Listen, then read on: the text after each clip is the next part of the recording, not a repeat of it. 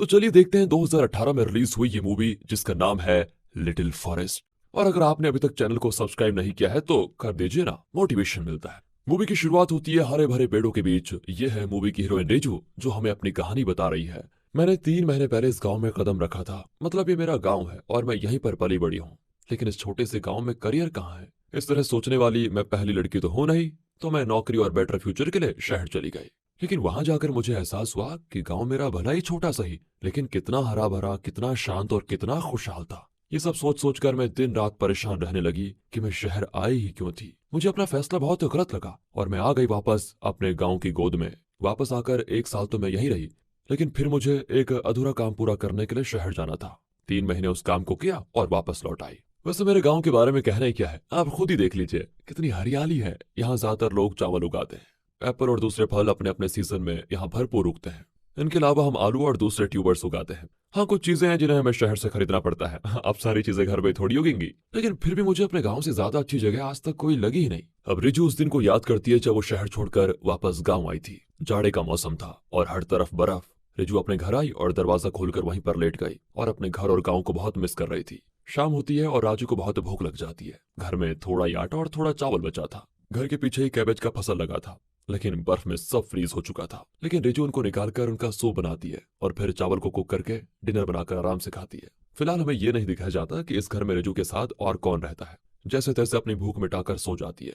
सुबह होती है तो पहले तो आटा गूंद कर रखती है और फिर घर के आसपास की बर्फ साफ करती है। तभी वहां पर एक ट्रक आता है जिसका ड्राइवर रिजू को देखकर बहुत हंसता है, लेकिन रिजू तो जानती भी नहीं कि वो है कौन। फिर रिजू अंदर आकर आटे का पास्ता जैसा कुछ बनाती है, उसमें मसाले मिक्स करती है और कैबेज के साथ खाती है। वाह, दिखने में कितना टेस्टी लग रहा है, खाने में कितना मजा आएगा। वो भी बहुत इंजॉय करके उसको खाती है। फिर वो लकड़ियां वगैरह काटने लग जाती है। तब उसकी फ्रेंड जीना वहां पर आती है जो उसको देखकर बहुत खुश होती है।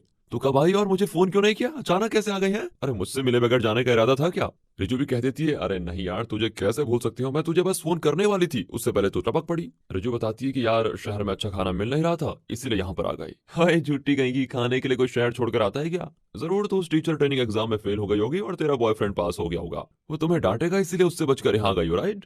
अरे नहीं यार, सच में मुझे ढंग का खाना खाए हुए कई दिन हो गए हैं, इसलिए मैं यहाँ आ गई और कुछ नहीं। और जब तक हूँ तो जी भर के खाना खाना चाहती हूँ। दरअसल रिजू शहर में टीचर ट्रेनिंग कर रही थी और पार्ट टाइम एक सुपरमार्केट में काम भी करती थी।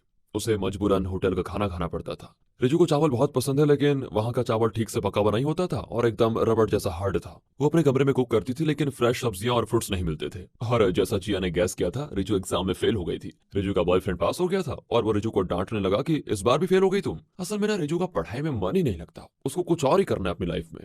यहाँ इस मूवी के हीरो रॉनी को दिखाते हैं जो इसी गांव में रहता है। रिजू, जीना और रॉनी तीनों बचपन से इसी गांव में रहते थे और अच्छे फ्रेंड्स थे। फिर बड़े होकर रिजू की तरह रॉनी भी गांव छोड़कर शहर में एक अच्छी जॉब कर रहा था। पर वो किसी का नौकर बनकर नहीं रहना चाहता था। वो बड़े सपने लेकर शहर गया था और शायद उसमें सफल भी हो गया, लेकिन उसका मन वहां लगा ही नहीं। मशीन जैसी उस जिंदगी से वो कुछ दिनों में तंग आ गया और नौकरी छोड़कर वापस गाँव आ गया। फिर उसने अपने पिता के एप्पल फार्म में काम करना शुरू कर दिया। जीना इसी गांव में पढ़ती थी और पास के एक बैंक में काम करती है। उसे अच्छी सैलरी मिल जाती, लेकिन उसका मैनेजर बहुत खड़ूस है और हमेशा कोई ना कोई प्रॉब्लम खड़ी कर देता है। जिन्हें रोज प्रार्थना करती है कि हे भगवान, या तो इस मैनेजर को ट्रांसफर दिलवा दो या मुझे दिलवा दो। अब रात को दिखाते हैं तो रिजू को अकेला सोते हुए बहुत डर लगता है, पर वो जैसे तैसे मैनेज कर ही लेती है। सुबह उसकी आंटी वहां आती है और पूछती है, तुम कैसी हो बेटी? अपनी माँ से मिली तुम? पता नहीं माँ का नाम सुनकर रिजू जरा चिढ़ क्यों जाती है। वो कहती है कि मैं सिर्फ 2-3 दिनों के लिए आई हूँ। अब आंटी रिजू को अपने घर ले जाकर उसकी पसंद के डिशेस बनाकर देती है। आंटी भी उसको डांटती है कि अरे खाना कहीं भागा जा रहा है क्या, आराम से खाओ, सब तुम्हारे लिए तो है। पर रिजू कहती है, आंटी ऐसा टेस्ट खाना खाए ना कई महीने हो गए और सच बताऊं तो मतलब मजा आ रहा है, मुझे मत रोको, मैं दबा कर खाऊंगी।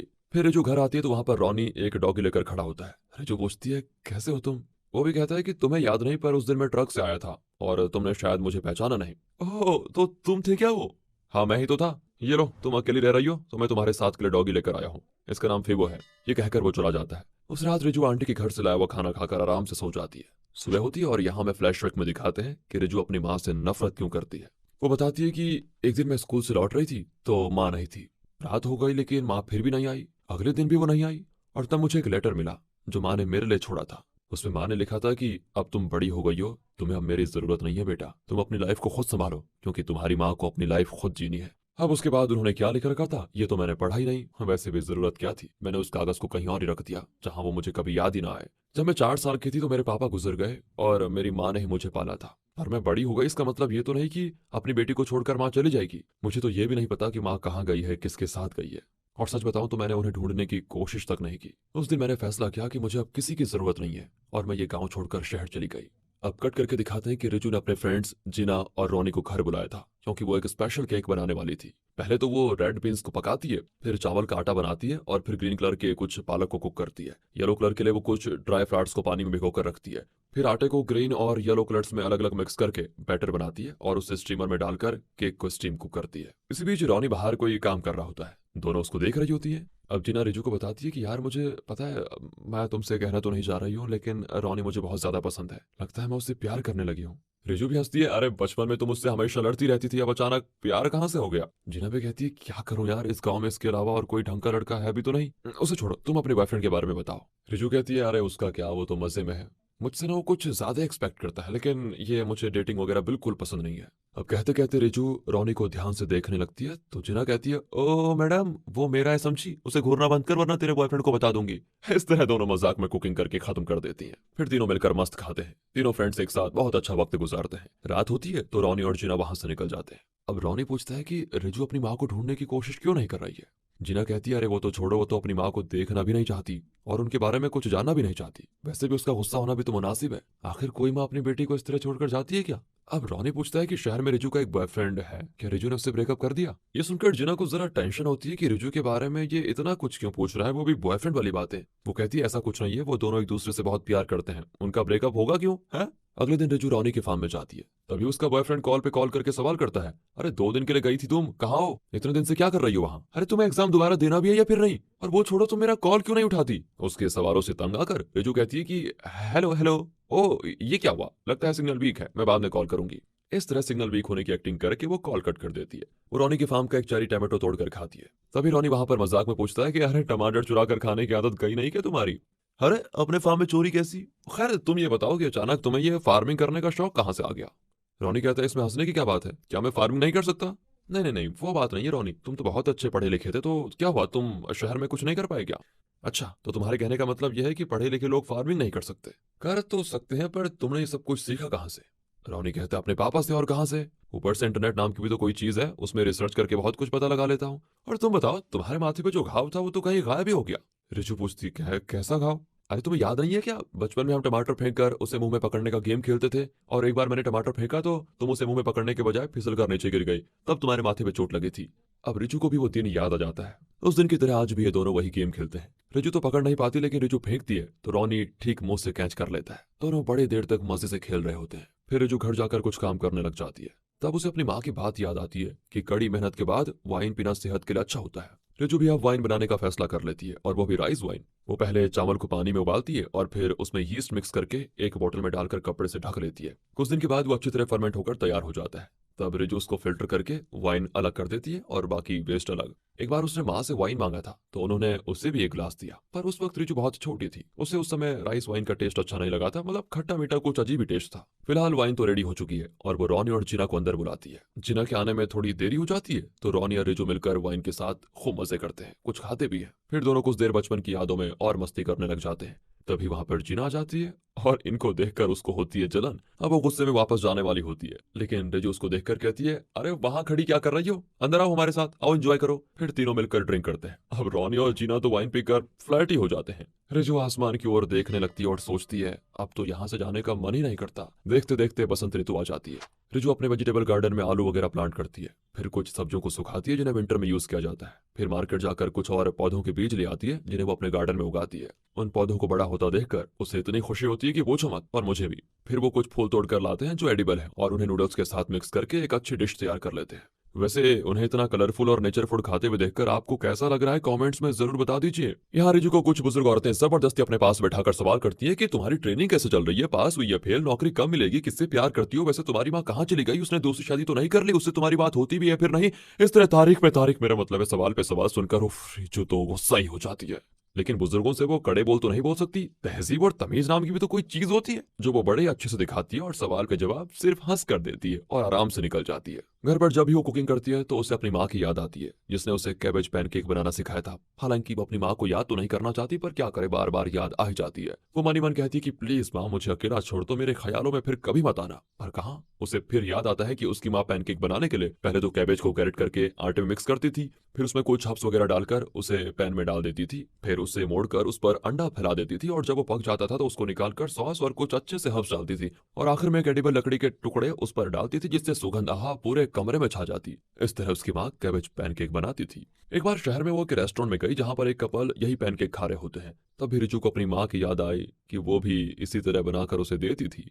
अब रिजू वैसे ऐसा ही पैनकेक बनाने वाली थी, लेकिन वो ऐसा कुछ नहीं करना चाहती जिससे उसको अपनी माँ की याद आए। इसलिए वो पैनकेक के बजाय कैबेज का कुछ ऐसा बनाती है कि ब्रेड सैंडविच बन जाता है, फिर आराम से बैठकर उसको खाने लग जाती है। तब गांव का पोस्टमैन उसके लिए एक लेटर लाता है। राइटिंग देखकर रिजू पहचान जाती है कि ये तो उसकी माँ ने भेजा है। वो पोस्टमैन से कह देती है, एक काम करिए, आप इसको रिटर्न भेज दीजिए, मुझे ये लेटर कभी नहीं चाहिए। फिर पोस्टमैन कहता है, इसमें तो सिर्फ टीओ एड्रेस है, फ्रॉम एड्रेस तो है ही नहीं, इसे हम रिटर्न नहीं कर सकते। अब कट करके दिखाते हैं कि रिजू आंटी के खेत में अंकुर लगा रही होती है। रोनी भी वहीं पर ट्रैक्टर चला रहा होता है। रिजू के हर काम को करने का तरीका बहुत ही कॉमिकल होता है, जिसको देखकर रोनी हंसने लगता है। काम करके दोनों एक जगह आराम से बैठ जाते हैं। रोनी पूछता है कि लेटर में तुम्हारी माँ ने वैसे लिखा क्या था? मेरे बारे में एक भी शब्द नहीं पूछा, उन्होंने लेटर में आलू ब्रेड की रेसिपी लिखी थी। अरे ऐसी माँ देखी भी तुमने कभी?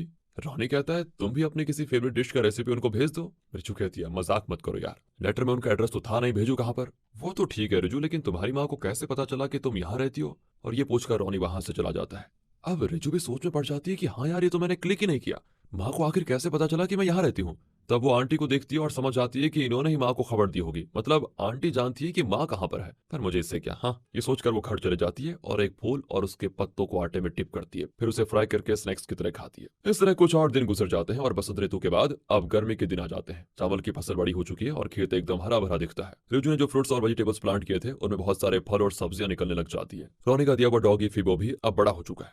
एक दिन जिना कहती है कि मेरा मैनेजर मुझे काम के नाम पे बहुत टॉर्चर कर रहा है, उसके साथ काम करने से तो मुझे मर जाना बेहतर लगता है। रिजू कहती है, देख अगर इतनी प्रॉब्लम है तो तू वो नौकरी छोड़ क्यों नहीं देती? इस पर जिना गुस्सा हो जाती है कि यार तुम्हारे लिए काम छोड़ना आसान होगा, लेकिन मेरी सिचुएशन वैसी नहीं है, समझी?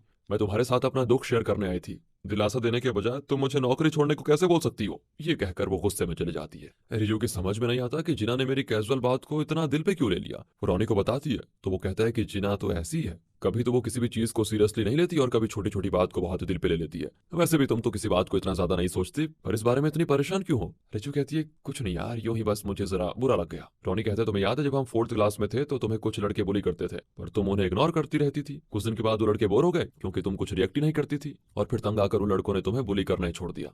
याद है ना तुम्हें? तब रिजू को याद आता है कि उस दिन मैंने अपनी माँ को बताया था कि कुछ लड़के स्कूल में हमेशा मेरा मजाक उड़ाते हैं। तब उसकी माँ ने कहा था कि जो लोग तुम्हें चिढ़ाते हैं उनका मकसद है कि तुम गुस्सा हो जाओ और उन्हें कुछ कहो, और अगर तुम गुस्सा करोगी तो उन्हें लगेगा कि उनका मकसद पूरा हो गया और वो खुश होकर तुम्हें और चिढ़ाएंगे। पर अगर तुम उनकी बातों को ध्यान नहीं दोगी और हंसकर वहां से निकल जाओगी तो उन्हें खुद से नफरत होने लगेगी कि ये सब हम कर क्यों रहे हैं, और ये सोचकर वो लोग चुप हो जाएंगे। जब भी वो लड़के तुम्हें चिढ़ाएं तो उनके मुंह पे हंसकर वहां से निकल जाना। रिजू ने वैसा ही किया और जैसा उसकी माँ ने कहा था वो लड़के तंग आकर चुप हो गए। अच्छी ट्रिक है ना दोस्तों? इस तरह रिजू को फिर अपनी माँ की याद आ जाती है। मतलब वो माँ को भूलने की कोशिश कर रही है, लेकिन माँ तो माँ है, वो कैसे भूली जा सकती है। वो जिना से मिलने बैंक चले जाती है और कहती है, ये केक टेस्ट करके बताओ कैसा बना है, जरा सी बात क्या कहती है मैंने, चलती मैडम मुंह फुलाकर। अब जिना भी हंस पड़ती है और केक खाकर चिल्ला देती है कि वाह उस्ताद, इसे कहते हैं केक। इस तरह इनकी अनबन एक ही केक में ठीक हो जाती है। घर आकर रिजू अपने गार्डन से कुछ वेजिटेबल्स तोड़ती है। धूप बहुत होती है तो वो नहाकर कुकुम्बर सैलेड बनाकर खाती है। ये सब देखकर आपका भी गाँव में जाने का मन तो नहीं कर रहा है दोस्तों? कर रहा है तो वीडियो को लाइक जरूर कर दीजिएगा। अब उसे याद आता है कि इसी पेड़ के नीचे एक दिन रिजू और उसकी माँ टमाटर खा रही थी।